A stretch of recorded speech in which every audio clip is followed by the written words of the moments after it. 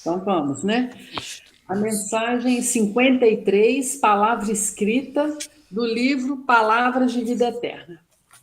Examinai tudo, retende o bem. Paulo.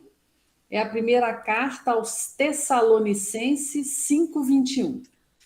Disse o apóstolo Paulo: examinai tudo, mas não se esqueceu de acrescentar: retende o bem. Muita gente se prevalece do texto para afirmar que os aprendizes do Evangelho devem ler indiscriminadamente, ainda mesmo quando se trate de ingerir os corrosivos da opinião em letras de jornal ou as fezes do pensamento em forma de livro. Sim, é natural que a mente amadurecida e equilibrada possa ler tudo e tudo observar, mas não é aconselhável que as crianças e os doentes, os fracos e alienados, potenciais da razão, tudo experimentem e tudo vejam. Sabiamente, a lei divina dispõe sobre o assunto, sugerindo o levantamento de zonas indispensáveis à justa segregação. Meninos encontram lares e escolas a fim de que se habilitem para as lutas da vida. Doentes são encaminhados ao hospital para que se refaçam. Loucos se candidatam aos serviços do manicômio em busca de reequilíbrio. Criaturas fracas que o crime assinalou com estigmas dolorosos recolhem-se à penitenciária em cujas asperezas se reajustam. Assim, pois, se te reconheces em plenitude de robustez espiritual, analisa tudo, sabendo que é preciso reter o bem, capaz de ajudar na edificação ou na cura dos outros. Se possuis o necessário discernimento e se dispões do tempo preciso, lê tudo, usando o crivo da compreensão e da utilidade. Mas não ouvides escolher o que seja bom e apenas prestigiar o que seja bom, em favor daqueles que ainda não pensam com segurança quanto já podes pensar. Então, vamos orar. Amigo e mestre Jesus, nós agradecemos esse momento bendito de estudo, de aprendizado, de reflexões. Agradecemos essa página abençoada de Emmanuel, ajudando-nos a compreender o pensamento do apóstolo Paulo. Nos encontramos catalogados nos exemplos citados. Ainda temos muitas fragilidades e, às vezes, como ainda aprendizes que somos, buscamos ter a mente mais fortalecida. É por isso que, nesse momento, aqui estamos, em prol da nossa sanidade, buscarmos no estudo as reflexões importantes para o nosso aprimoramento espiritual. Ajuda-nos então, Jesus, a reflexionarmos mais, a selecionarmos a palavra escrita, a palavra falada, a sermos mais do bem. E é em seu nome que iniciamos o estudo, agradecidos pela proteção e misericórdia. Envolva-nos a todos e os companheiros que hoje não podem estar conosco e que assistirão o estudo em breves momentos, em outras oportunidades. Sê conosco, Jesus, iluminando-nos a cada passo. Que assim seja. Assim seja. Muito bem. Obrigado, Márcia. Excelente mensagem de Emmanuel, principalmente para os nossos dias atuais, onde várias informações chegam para a gente, de tudo quanto é meio, de tudo quanto é jeito, de tudo quanto é polaridade. Então a gente tem que realmente retirar aquilo que é do bem para nós. Muito bem, gente. Nós estamos hoje no dia 18 de setembro de 2024. Estamos estudando a primeira carta aos Coríntios e estamos aqui no capítulo 7 e vamos entrar aí no terceiro bloco, que é do versículo 25 em diante. Confere, pessoal?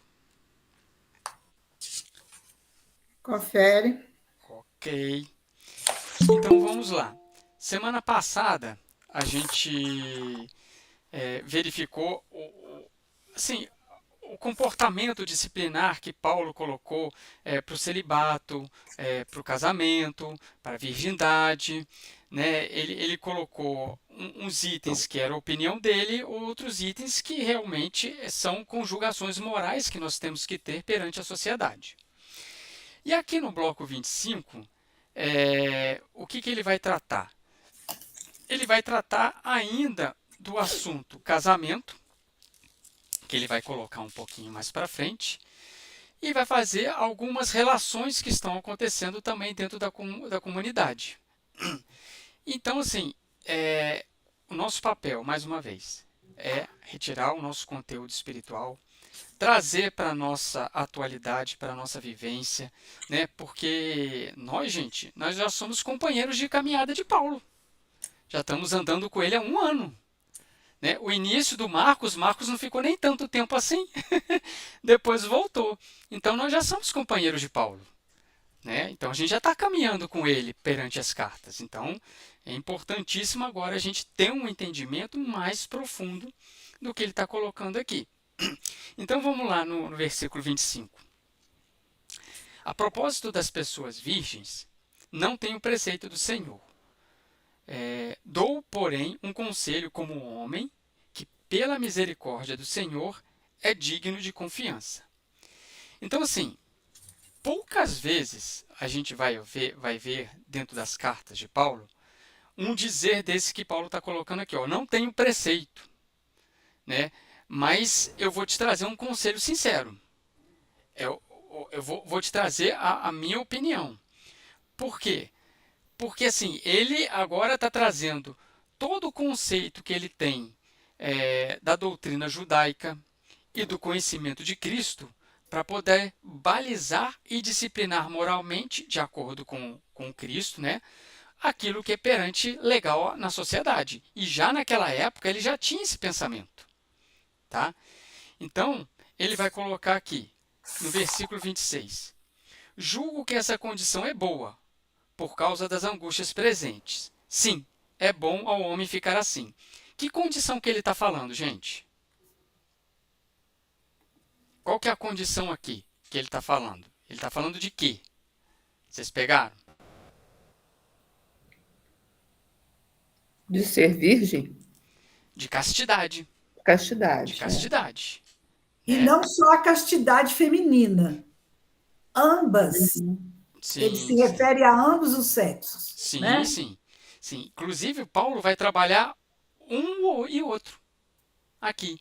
Então, ele está falando assim, ó, é preferível você ser casto, você ser virgem. Ele está expressando a sua opinião pessoal. Tá? Tanto que ele está falando aqui, ó, julgo que a condição é boa. Né? No versículo 26, por causa das angústias. Ele está expressando a sua opinião pessoal. Então, aí no versículo 27, ele confirma a preferência dele pela castidade. Estás ligado a uma mulher? Não procures romper o vínculo.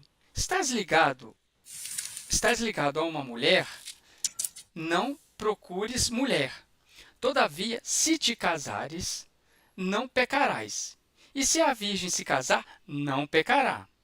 Mas essas pessoas terão tribulações na carne, eu vou-las desejaria poupar. Então, o que ele coloca aqui no versículo 27 e no versículo 28? Peraí, só um pouquinho antes do 27. Quando ele fala no 25 que eu não tenho preceito do Senhor, ele quer dizer o quê? Que não tem nenhuma determinação espiritual a respeito disso? Olha, que ele não recebeu nenhuma orientação? Nos que não tem nada manuscritos escrito? de Levi, eu não achei nada que me orientasse quanto a alguma coisa que Jesus disse que possa colocar aqui. Então ele não achou nada das anotações de Levi. Por isso que ele está colocando, por isso que eu falei, ele toma como base aquilo que é bacana no judaísmo e aquilo que Cristo estabeleceu como moral, apesar de ele não falar, não Então, dizer disso. nem no Antigo Testamento, nem lá na lei de Moisés, ele não achou nada sobre isso. Eu acredito, aí, Johnny, que ele existe sim, mas só que isso seria um mandamento humano. Por isso que ele está expressando a sua opinião. Existem lá os 625 mandamentos? Tem, você sabe disso. Tem aqui. Tem da ordem de casar, tem como que se faz o noivado, não faça isso, não faça aquilo. Então, ele aqui não quer nem se basear em preceitos legalistas, mas ele quer tirar, conforme a mensagem de hoje, ele está tirando dos preceitos judaicos aquilo que é bem, aquilo que é moral e que serve para o cristão. Entendeu? Então, assim, nas anotações de Levi, eu procurei aqui, eu não consegui achar nada. Mas eu vou falar aquilo que é legal, aquilo que é bom você fazer. Então, no versículo 27 e 28, ele está falando o quê, gente? Ele está falando que se você se casar, você tem que se manter fiel. Fiel. É o que ele está colocando. Está desligado a uma mulher? Não procures romper o vínculo. Estás ligado a uma mulher? Não procures outra mulher. Gente, é vínculo de fidelidade, de amor. Laços.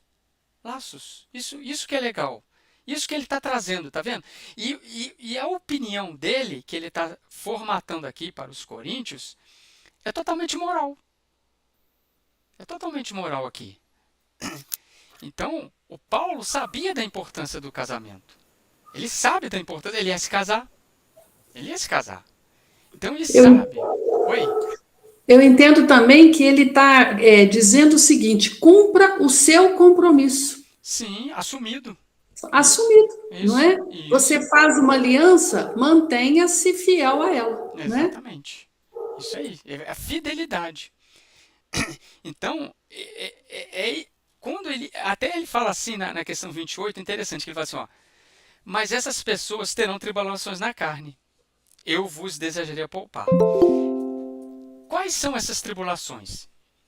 Essas tribulações são as tribulações do casamento. Ué, você casou, vai ter desafio dentro do casamento. Entendeu? Ele até falou assim, eu vos desejaria poupar, mas não vai poupar. Vão haver tribulações no casamento.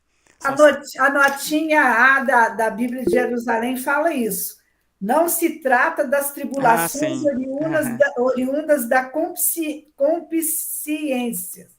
mas dos encargos da vida conjugal. E a gente sabe que tem encargos mesmo, né? Sim, sim.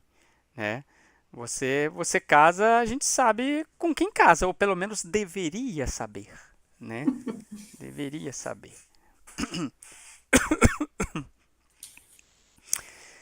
Ok aí, gente? O 27 e o 28, tudo bem? Dúvidas? Vamos para frente, então. Eis o que vos digo, irmãos. O tempo se fez curto.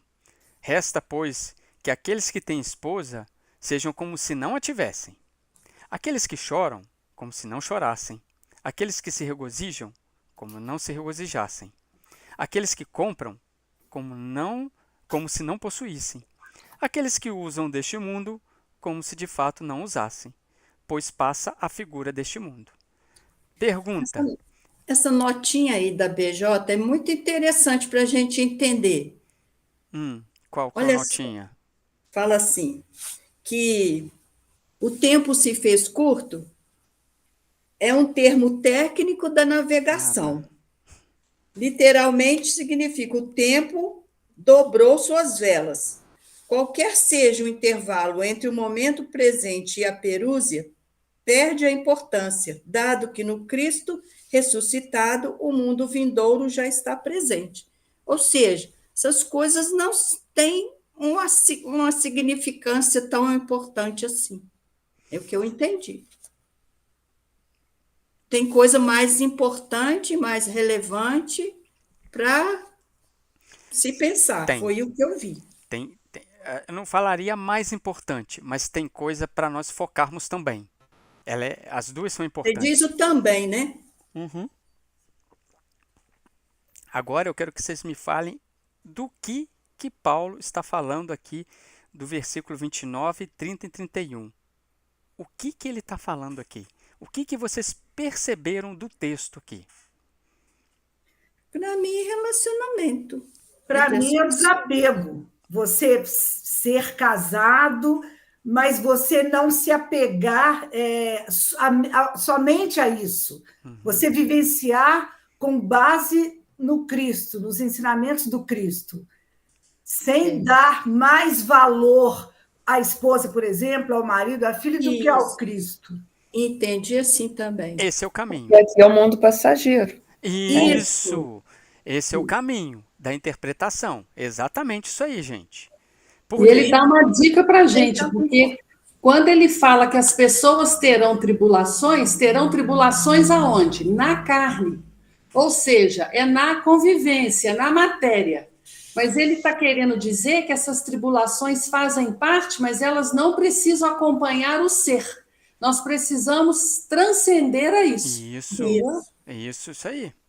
Perfeito, gente. Essa é a colocação que nós temos que tirar de um texto que, a princípio, que quando a gente lê, você vai ter certeza que vocês falaram que não entendi nada.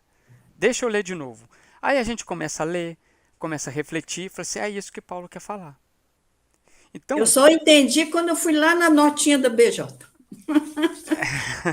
ainda bem que tinha notinha da BJ. Olha só que interessante. Quando ele vira e fala assim, o tempo se fez curto. Ou seja, a duração carnal é curta.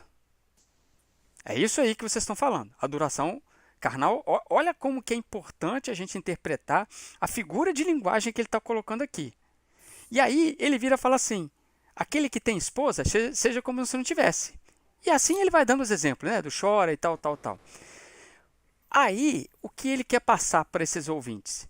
É que se você casar, se você ficar chorando, se você comprar algo, né? Aqueles que usam desse mundo, reserve um tempo para quê? Para Cristo. Reserve um tempo para caridade, para Deus, para a comunidade cristã. Ou seja, busquem o equilíbrio. É isso que eu falei com a Maria. É importante o casamento?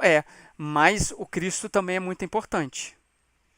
Então procurem elevar-se, né? Não se deixe absorver totalmente. Reservem um momento. Você casou, esqueci totalmente a religião. Não.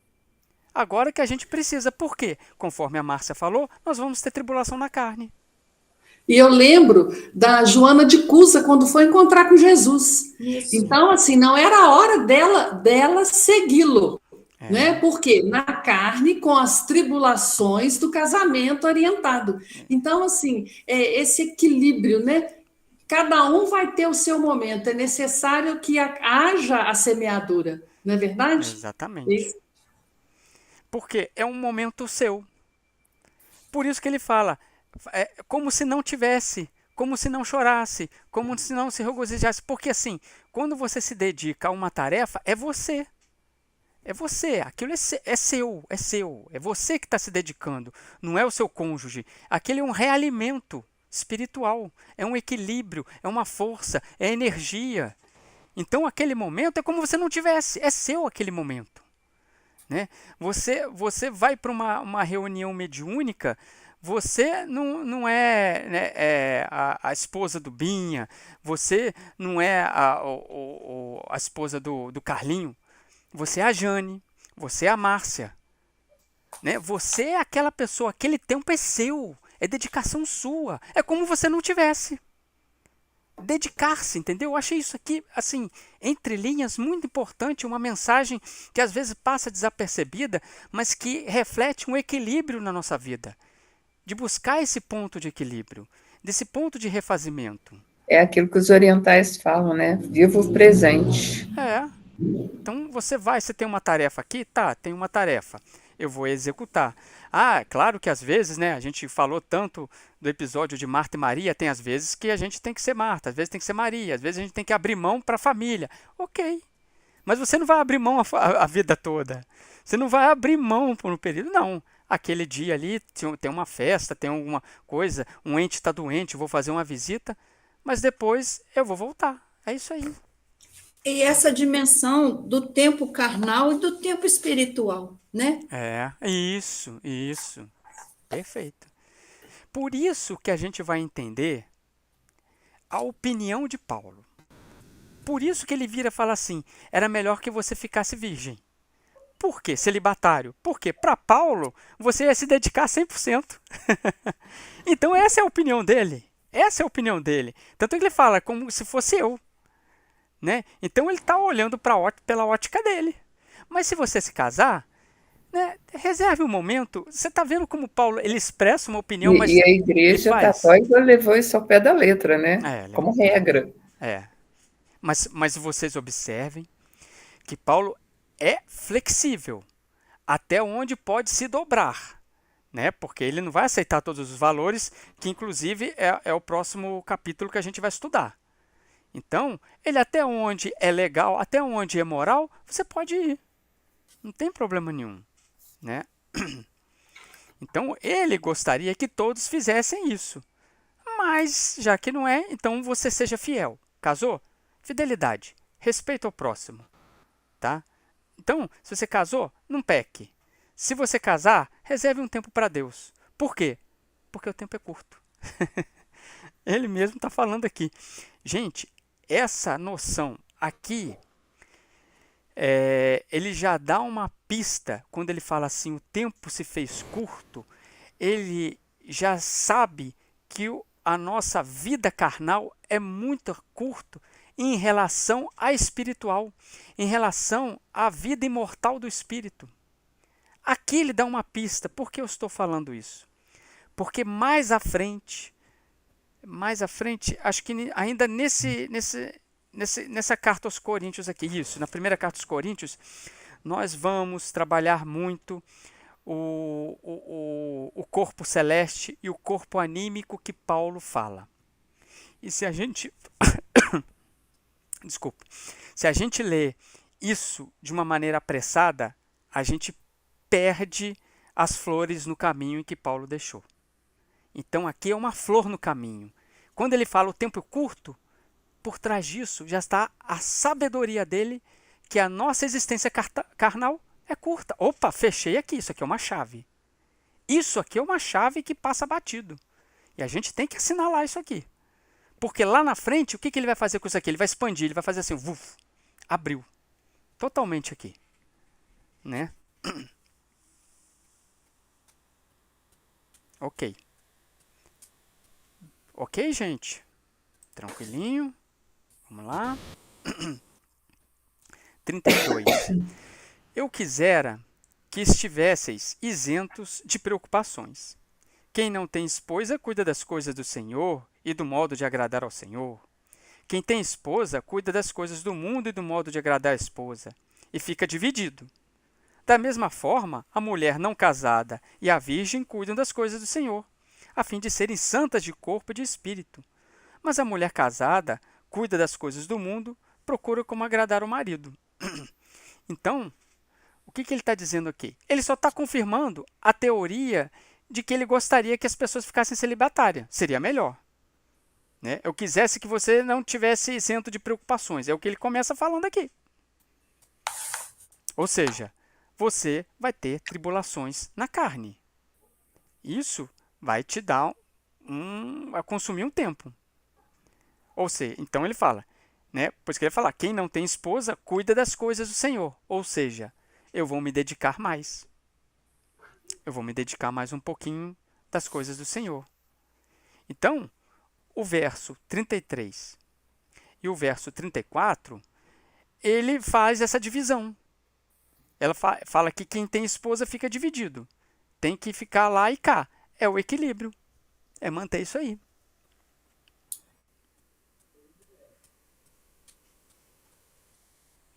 Entendido, gente? Aqui? Entendido. Certinho. Tá? Então, vamos lá, ó, verso 35. Digo-vos isto em vosso próprio interesse, não para vos armar cilada, mas para que façais o que é digno e possais permanecer junto ao Senhor, sem distração. Olha só a diretriz que ele dá. Paulo está falando para que a gente possa decidir o que é melhor para a gente. E ele não está falando isso para me armar cilada, não. Mas que eu possa tomar decisões seguras. É isso que ele está colocando aqui. Eu não estou falando isso aqui para poder te complicar. Eu só estou te dando uma diretriz para você ter um respeito, ter a fidelidade, para você saber o que você vai passar. Olha como que... Paulo ressalta muito a questão da escolha. Da Né? escolha, Você tem a sim. possibilidade da escolha. É.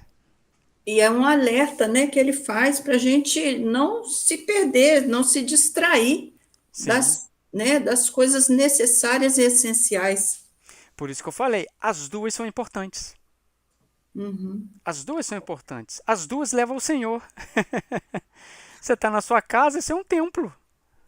Né? Você vai para o centro espírita, você vai para a igreja, você vai para a sua religião, aquilo é um reabastecimento também, mas a sua casa, o seu lar também tem que ser reabastecido. É o equilíbrio, é o respeito, né? São as decisões. É isso que ele está falando. Eu não estou falando dizendo isso para te armar cilada. Eu digo isso para o próprio interesse seu, para você saber. É que Paulo está sendo muito benévolo. Aqui, do 36 ao 38, a gente tem um outro bloco. É o penúltimo bloco desse capítulo aqui. Vamos lá. Se alguém julga agir de modo inconveniente para com a sua virgem, deixando-a passar da flor da idade, e que, portanto, deve casá-la, faça o que quiser, não peca. Que se realize o casamento. Mas aquele que no seu coração tomou firme propósito, sem coação, e no pleno uso da própria vontade, e em seu íntimo decidiu conservar a sua virgem, esse procede bem. Portanto, procede bem aquele que casa a sua virgem e aquele que não a casa. Procede melhor ainda. Isso aí é na época que o pai que decidia se casava ou não a filha, né? Exatamente. Mas olha que ele colocou aqui, ó, sem coação. Palavrinha-chave. Sem coação. Tá? Então, assim, o pai tem uma filha virgem. Ele vai casar. Tem um casal de noivos. Decidam se casar ou não. Então, ele está falando aqui, ó, proceda da melhor maneira possível. Quer casar? Faça o casamento. Respeite seu cônjuge. Ah, não quer casar? Vai servir o Senhor. Mas não há pecado em nenhuma decisão, em nenhuma outra decisão. Mas a palavrinha-chave é sem coação. Sem coação aqui. Tá? Mas esse sem coação seria coação da parte de quem? Da parte do noivo, da parte do pai. Seria uma coação de alguém. Ele não fala aqui. Porque eu entendi aqui, no caso aqui, a virgem nem teria noivo ainda. Sim, sim. Mas se ele quiser casar, como era um preceito da época dos pais... Gente, isso Roma era uma prática romana. Sim. Com 15, 14 anos, né? Isso não é no judaísmo também, não. Era no Oriente. Eram decisões políticas. Até hoje. Né? Decisões totalmente políticas. Eu dei uma dica para vocês de uma série ali da Max, que se chama Domina. A gente vê isso aí. Né? Nasceu o filho. Ó, esse filho já estava na barriga da mãe. Quando ele nascer, ele já vai casar com um filho que está na outra barriga, porque aí a gente une as duas famílias e a gente tem um poderio sobre Roma muito maior. Então, isso aí é uma coação. É uma coação. Entendeu? E é preciso lembrar que Paulo, no início, ele fala para os coríntios que estavam assim, de casamento de fachada. É né? isso, Porque tinha a questão da infidelidade, da fornicação. Então, primeiro ele assopra fogueira, agora ele vai amenizando a coisa com os conselhos dele. Uhum. Mas fica a dica, assistam essa série Domina, de Roma Antiga, a história da esposa do Nero. Não consegui, não está no Prime. Mas Tá no Max. Tá no Max. Eu Tá achava no que estava no Prime. Prime. É uma série excelente para ver costumes, para ver isso aqui que o Paulo estava vivenciando na época. É excelente. Eu e Marina maratonamos a primeira temporada assim, ó, foi um atrás do outro, porque é muito boa. Eu adoro essas séries antigas, sabe? Não tem muito efeito especial, então é mais essas tramas mesmo de famílias e do poder político de Júlio César. Então era isso aqui. Então, sim, casamento e celibato não é contra as leis de Deus. Mas você tem que respeitar a si próprio e, se casar, respeitar o cônjuge. Então, tanto um quanto o outro é você que vai definir. Né? Está nas leis morais. O último bloco aqui vai falar da viúva. A mulher está ligada ao marido por tanto tempo quanto ele vive. Se o marido morrer, estará livre para esposar quem ela quiser, no Senhor apenas. Todavia, será mais feliz, ao meu ver, se ficar como está. Julgo também eu possuo o Espírito de Deus. Aqui permanece o conselho. Casou, o cônjuge desencarnou. Você pode escolher ficar viúva, né, ou procurar outro companheiro. Então, é permitido. Ele coloca a opinião dele aqui, né? Todavia, será mais feliz, a meu ver, se ficar como está. Por quê? O Paulo, ele quer que você se dedique a Deus. Você quer que você dedique ao Cristo. Então, mas se você vê a situação da mulher nessa época aí, quando ela ficava viúva, ela tinha praticamente era obrigada a casar de novo, porque ela não tinha como se sustentar sozinha. A menos que ela, né, já tivesse filho, adulto. A menos que ela tivesse a herança, a menos que ela já tivesse a casa dela formada. Isso aí a gente vê, nessa série que eu acabei de ver, a gente vê isso aí. A mulher quando que tem que casar de novo para poder não passar o perrengue, e a mulher quando não precisa casar. Eu não quero casar. Porque assim, uma das coisas que era muito desafiadora nesse período romano era a mulher casar e não poder ter filhos. Isso era super desafiador. E era assim, teve filho, primeira coisa que ela queria saber é homem ou mulher. E tinha que ter filho homem. Você tinha que ter filho homem. Depois de ter tido 1, 2 filhos homens, depois você podia até ter mais as mulheres. Mas o negócio era filho homem. Você tinha que ter. Então, se a mulher que não pudesse dar filhos, aí a sociedade julgava mesmo. Julgava. Mas tem essa coisa, Johnny, entendeu? Ela poderia ter, o pai dela ter deixado uma herança para ela poderia querer não se casar. Já teria filhos. Mas se não tivesse filhos, aí é outro problema. Aí ela teria que se casar para ter filho. Entendeu? Entendi. Então, Paulo aqui encerra, né, que o segundo casamento é totalmente permissível, né? Mas se você quiser permanecer viúva ou permanecer viúvo, né, fica aí. Volta lá. Essa última frase dele, julgo que também eu possuo o Espírito de Deus. Por que essa frase aí nesse final? Porque ele está se dedicando ao Espírito de Deus. Ele não tem nenhum cônjuge, ele não está amarrado a um lugar, ele não tem que voltar para casa. Ele não tem. Então, quando ele fala assim, julgo que tenho o Espírito de Deus, é que ele está falando assim, eu estou me dedicando à causa do Cristo, estou me dedicando à causa de Deus. Por isso que ele afirma isso aqui no final. Porque assim, olha, todavia será mais feliz a meu ver se ficar como está, ou seja, viúva. Por quê? Porque eu possuo o Espírito de Deus e eu estou trabalhando para o Cristo. Ele quer que todos também possuam. Ele não quer, ele gostaria. Gostaria. Ele gostaria. Sim. Ele não vai forçar ninguém. Ele não forçou ninguém, né? Mas ele gostaria de ter mais companheiros como ele, né? né? Convivendo aí. Lucas foi um também, que não se consorciou, viveu com ele. Marcos eu não tenho notícia. Tito também eu não tenho notícia se ele se consorciou depois, né? Paulo Estevão também não se refere a isso. Mas por isso que ele tinha, assim, por Tito e... Me fugiu outro nome, gente. O novinho. Timóteo. Timóteo. Obrigado. ele tinha por Tito e por Timóteo um carinho muito grande, porque ele não fez família.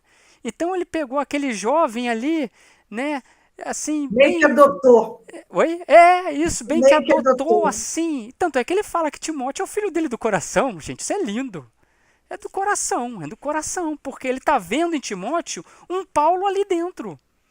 Assim, nossa, se esse for comigo, ele vai se dedicar ao Senhor, a gente vai conseguir fazer comunidades, por isso que ele adota, sim. Ele investe tempo neles, entendeu? E ele também não tinha laços familiares, Sim, né? sim. Então, assim, ele é esse exemplo aqui do Espírito de Deus, porque aqui ele está como filho de Deus, esposo de Deus, é tudo de Deus, é ele vivendo para Deus, né? Porque 100%. cadê as outras relações? É.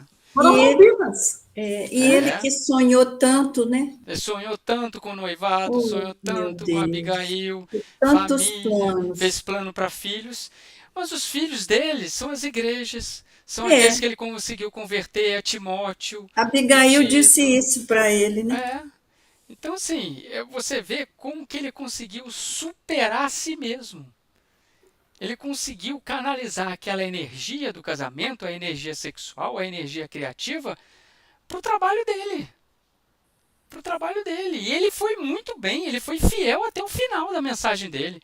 A gente vê, a gente comentou aqui, lá no caso em Paulo Estevão, que aquela menina tentou fazer algumas insinuações para cima dele, e ele, na mesma hora, não sou esse. A menina era noiva. Era noiva. E arrumou uma confusão na cidade ali que depois ele teve que sair. Né? Fechamos então aí o capítulo 7. Vamos entrar ao capítulo 8.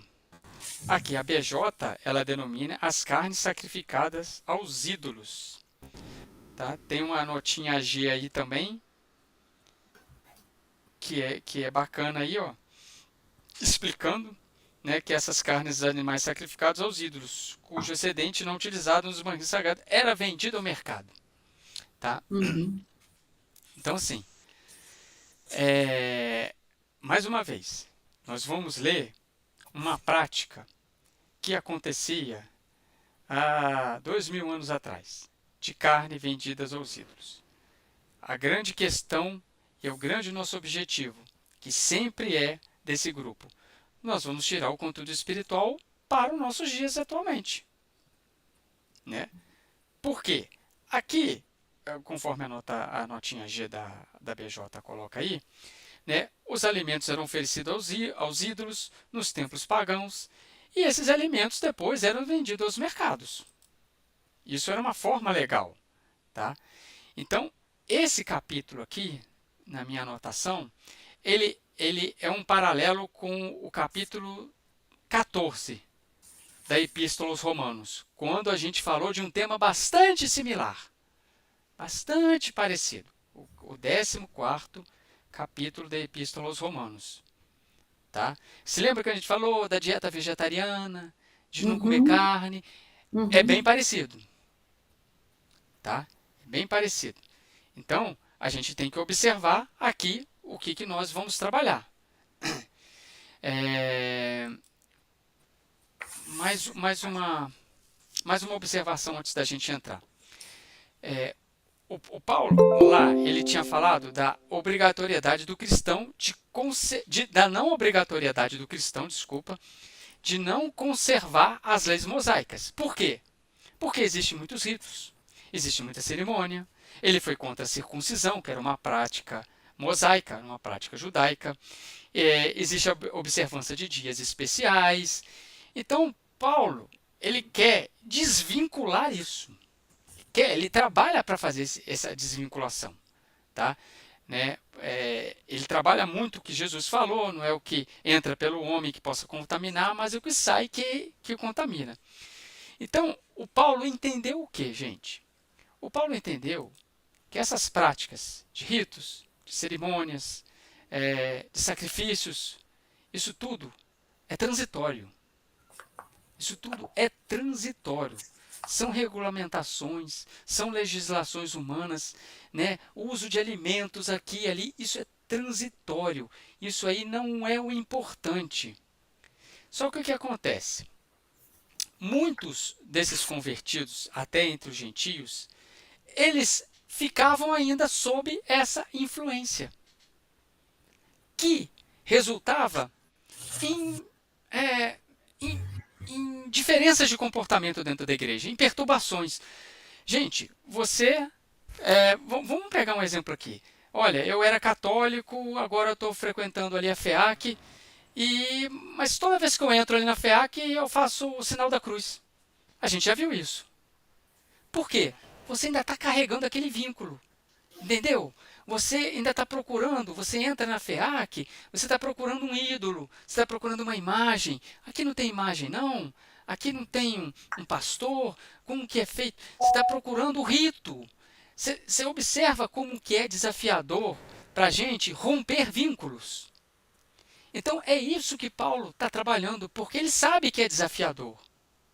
Ele sabe que você, estou no Cristo, mas eu tenho que me circuncidar. Não, mas eu tenho que fazer sacrifício. Não.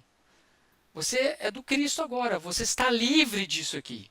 Porque isso é transitório, isso aqui não é o importante, isso aqui é acessório. É acessório. Né? Então, ele se preocupa com essa desvinculação. Ele se preocupa com essa atitude. Então, por isso que ele vai tratar desse tema de carne. Lembra agora estou lembrando aqui, me soprando aqui. Você lembra do Ato dos Apóstolos de Pedro, que não quis comer uma carne imunda? Que ele foi a serviço do Senhor lá, chegando lá, ofereceu uma carne para ele, ele disse, não como. Pedro! Eu falo de Pedro pós-crucificação. Não falo de Pedro antes, não. Viu como que é desafiador você romper com esses estigmas que você passou a vida toda? Crença. Crença enraizada. Entendeu? Crença. Então, E essa mensagem que nós lemos hoje falou justamente dessas crenças. Cuidado com essa palavra. Então, abra a mente e saiba escolher. Isso. Né? Decida pelo melhor. Discernir. Né? Então, sim.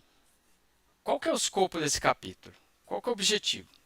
Os coríntios se consideravam cristãos muito amadurecidos, muito adiantados, né? Se encontravam numa posição até, vamos dizer assim, privilegiada, e eles tinham liberdade de comer a carne oferecida aos ídolos. Eles comiam as carnes oferecidas aos ídolos. Né? Eles pensavam que essa liberdade, esse privilégio, essa maneira de ser, lhes dava essa oposição especial. Tá? Que eles podiam fazer coisas que eram proibidas para os outros. Ok, nós vamos trabalhar esse ponto. Então, Paulo vai estruturar esse argumento aqui. Tá? Ele vai colocar até itens que ele mesmo teria privilégio e que ele não usa. Ele não tem direito de reclamar. Ele não tem direito. Mas que esse privilégio, entre aspas, ela pode servir de pedra de tropeço para os outros. Se uma pessoa agora novata chega na nossa instituição espírita, Fundação Espírita Allan Kardec, e eu vejo lá na frente um dirigente, um palestrante fazer determinado tipo de coisa, eu falo assim, nossa, mas vocês fazem isso aqui? Uma coisa errada, uma coisa grossa, alguma coisa assim. A pessoa que chega, está olhando aquilo ali, essa visão dela é uma pedra de tropeço. É isso que Paulo quer trabalhar aqui, gente. É isso que Paulo quer trabalhar aqui. Que a liberdade que foi outorgada de vocês pode servir de pedra de tropeço para quem está chegando. Então a gente não tem liberdade para fazer tudo. Volta a questão do respeito. Volta a questão da fidelidade que nós temos perante a doutrina que a gente professa. Falei muito aqui, hein, gente? Vou tomar até uma água. Vamos lá? Versículo 1. Eu vou ler até o 6. No tocante às carnes sacrificadas aos ídolos, entende-se que todos temos a ciência, mas a ciência incha, é a caridade que edifica. Se alguém julga saber alguma coisa, ainda não sabe como deveria saber.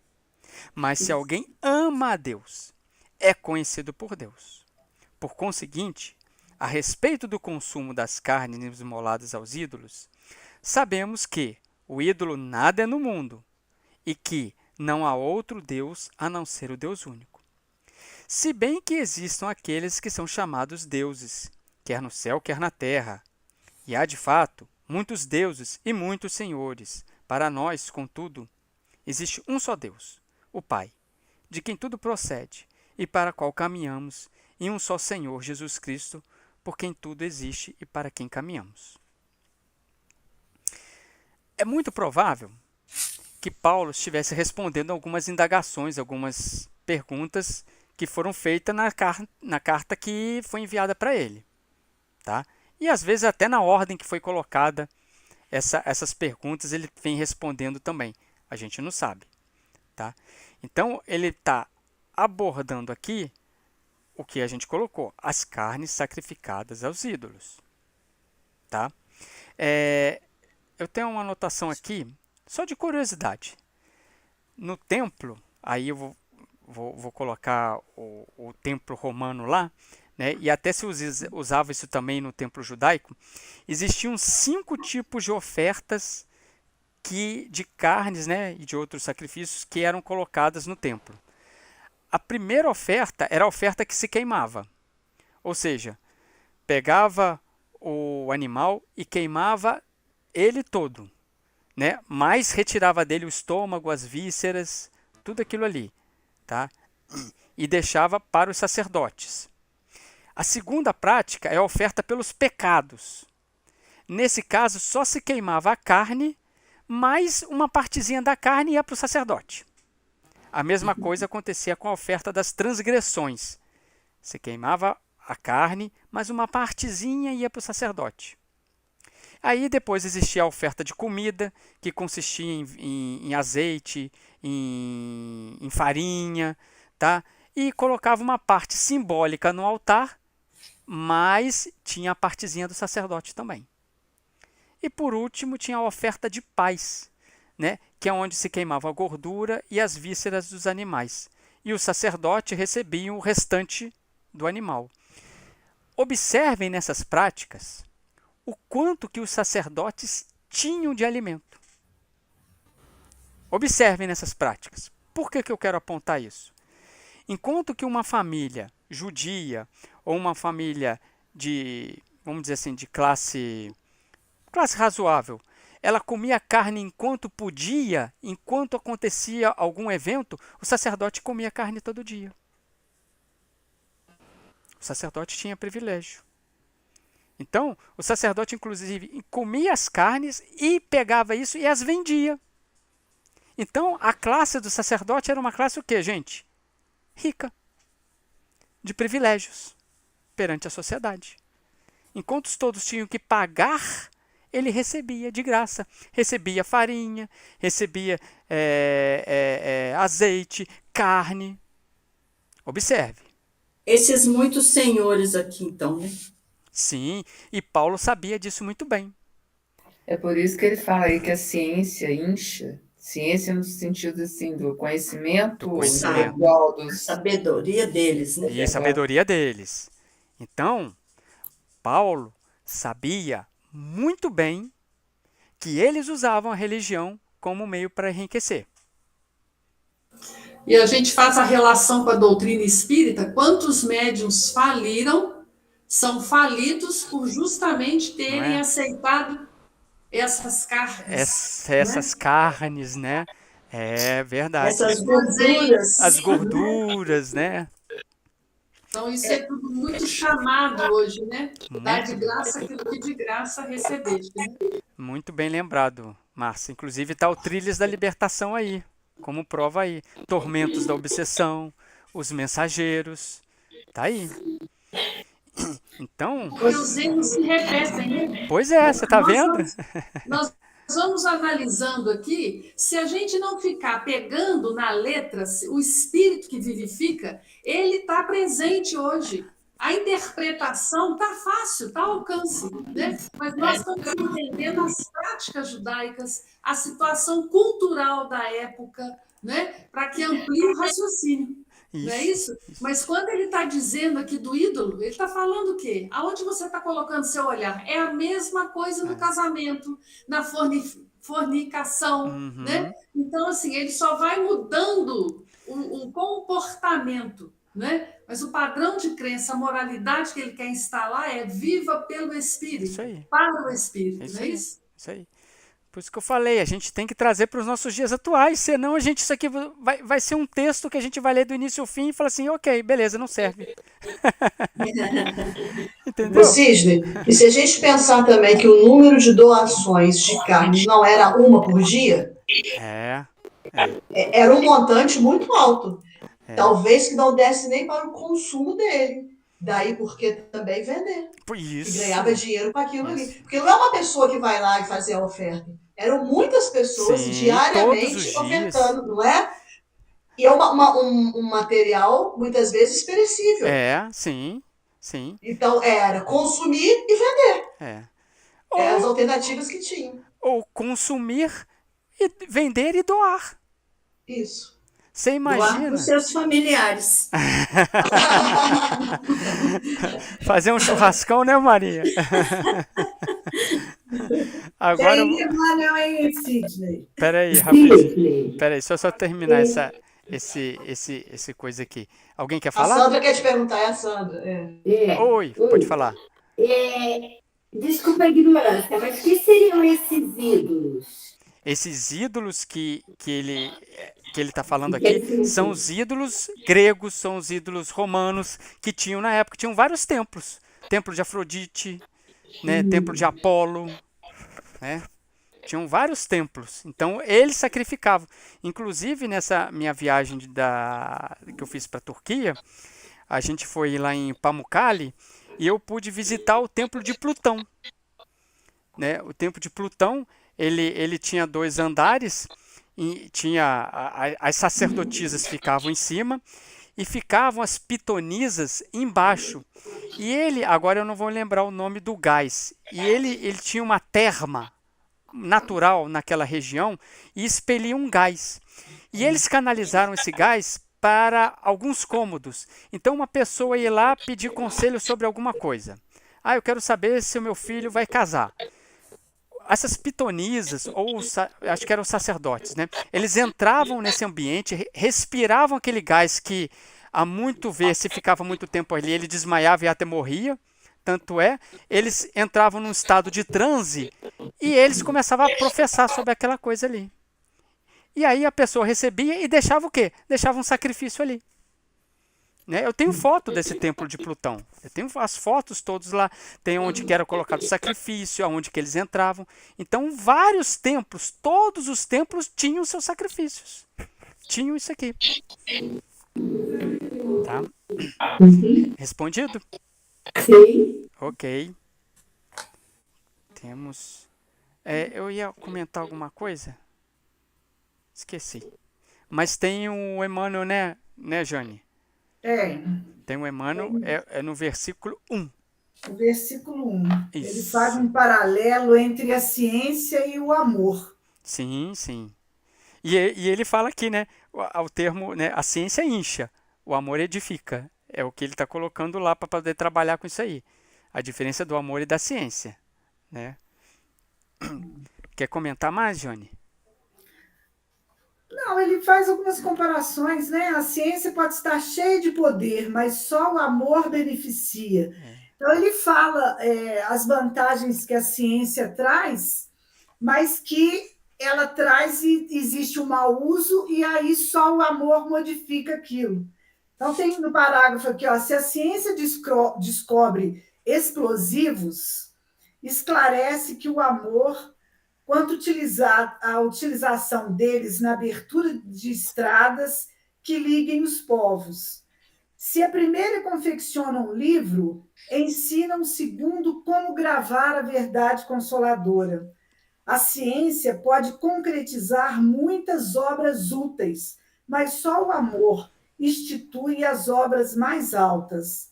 Não duvidamos de que a primeira, ou seja, a ciência, bem interpretada, possa dotar o homem de um coração corajoso. Entretanto, somente o amor pode dar um coração iluminado. Na verdade, Ao né? Ele coloca a ciência pode ser usada para o bem e para o mal, mas só o bem. amor que é o bem, né? E o último parágrafo, ele fala: o mundo permanece em obscuridade e sofrimento, porque a ciência foi assalariada pelo ódio, que Olha só. aniquila e perverte, e só alcançará o porto de segurança quando se reter plenamente ao amor de Jesus Cristo. Muito bom. Eu me Muito bom. lembrei aí da a fé sem obras é É morta. morta. É. O trabalho da ciência sem o coração, né, vai para o mal. E tem tem versículo 2 também, tem vinha de luz 44 no versículo 2. Tem o 2 também, que é o saber como convém. Saber como uma mensagem linda também. Adorei essa mensagem também, né? Ele fala assim: a civilização sempre cuida saber excessivamente, mas em tempo algum soube como convém saber. Gente, que frase é essa de Emmanuel? Mas olha como é que ele explica isso. Olha o segundo. E é por isso que, ainda agora, o avião bombardeia, É, o rádio transmite a mentira e a morte, e o combustível alimenta a maquinaria de agressão. olha só. Então, é o bom uso de tudo que a ciência pode nos oferecer, e a gente pode fazer o bem com o que a ciência nos dá, mas o homem, infelizmente, ainda leva para o mal, né? Mas é só a gente pegar essa frasezinha aqui de Paulo, né? A, É isso. a ciência incha. É a caridade que edifica. É o que, aí a gente completa com Emmanuel, né? A gente está inchado de conhecimento, mas a gente está totalmente desabastecido de caridade, de amor, de fraternidade, de solidariedade. Então, assim, a mensagem de Paulo é profunda. É profunda. É igual o Emmanuel está explicando muito bem nessas duas mensagens aí do Caminho, Verdade e Vida e do Vinha de Luz, que eu achei lindas essas mensagens. E o Paulo fala, né? Se alguém julga saber alguma coisa, olha quando ele coloca o verbo julgar, Julga. É.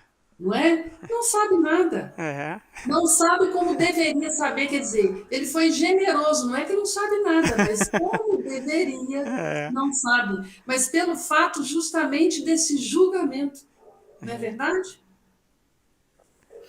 Esse parágrafo aqui que ele fala aqui, ó.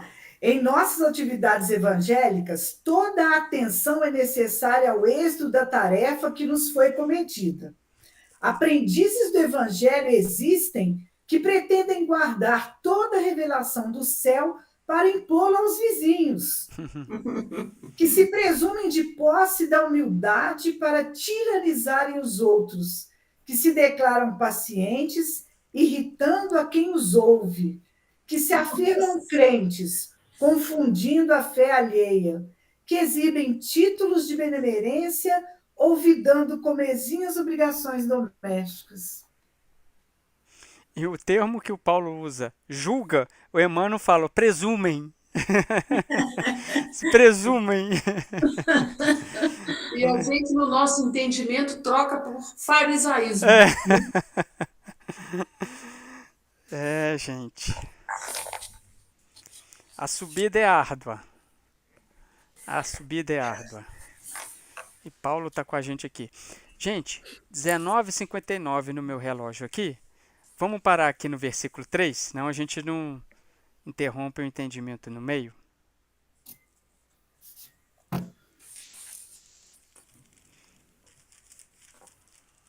Passa muito rápido, né, gente, esse estudo. Passa, não dá tempo. Como disse lá, o tempo se faz curto.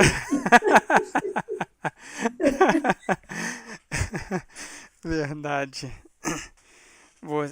Observe o quanto que eu falo isso também, que é o próprio amadurecimento do grupo.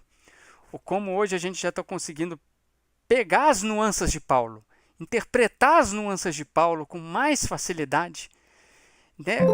A gente juntando isso tudo com a doutrina espírita, como que é claro que a gente vai falar assim, eu não estou vendo tão, mas hoje a gente já está vendo além da neblina um pouquinho. A gente não está tão nebuloso assim. E como que a gente consegue amadurecer nos dizeres de Paulo? A gente pega um capítulo como esse, carne sacrificada aos ídolos. A gente trabalhou aqui, vamos dizer assim, 2 versículos. Olha quanto tempo a gente ficou falando aqui, quanto uso que a gente está trazendo para os dias atuais, quanta coisa que a gente fez um paralelo. Isso é muito bonito, isso é amadurecimento do grupo. Eu curto, eu amo isso. E sabe aquele pastor que você pediu para nós estudarmos um vídeo dele? Eu não estou me lembrando o nome dele aqui agora. Ele explicou muito essa questão das carnes. É o de Um BH? vídeo. Acho que é de Belo Horizonte. Como que é o nome dele? É um senhor. Ele tem um cabelinho branco? Não não é esse Não. do cabelinho branco, não. Tem. Eu vou bem lá no começo. Eu O talvez. Rodrigo Silva, não? Hein? Do Rodrigo? Silva. Então Isso. eu sou o Rodrigo Silva. Isso. Ele é muito bom. Isso aí vocês podem assistir, que ele é ótimo. Ele é ótimo. Muito bom. Excelente. Fechamos então, gente. Ok? A gente já não está tão ofegante assim quando chega no final do estudo, já a gente está mais aliviado, né? Já está mais solto, né? Já está rindo mais, né? Sem muita nuvenzinha preta na cabeça, né? Maravilha. Muito bom, gente. Delisete, pode encerrar para a gente, fazendo um favor? Posso, sim. Muito obrigado. Jesus amigo, mestre querido, mais uma vez a gente te agradece essa oportunidade bendita de saber um pouco mais das ideias de Paulo, dos espíritos amigos que o acompanhavam. E agradecemos poder estarmos aqui, que a gente permaneça nessa busca de conhecimento e que, principalmente, de aplicar no nosso dia a dia, no nosso convívio diário, para nosso melhor entendimento, aplicação de suas leis, envolva todos que aqui estamos, as nossas famílias e aqueles que mais necessitam, que as nossas vibrações sigam guiadas por Ti, até cada um, Senhor. Muito obrigada, permaneça conosco, que durante o sono da noite nós possamos nos encontrar novamente para continuarmos aí o estudo. Gratidão sempre pela Tua presença entre nós. Assim seja. Muito bem, gente.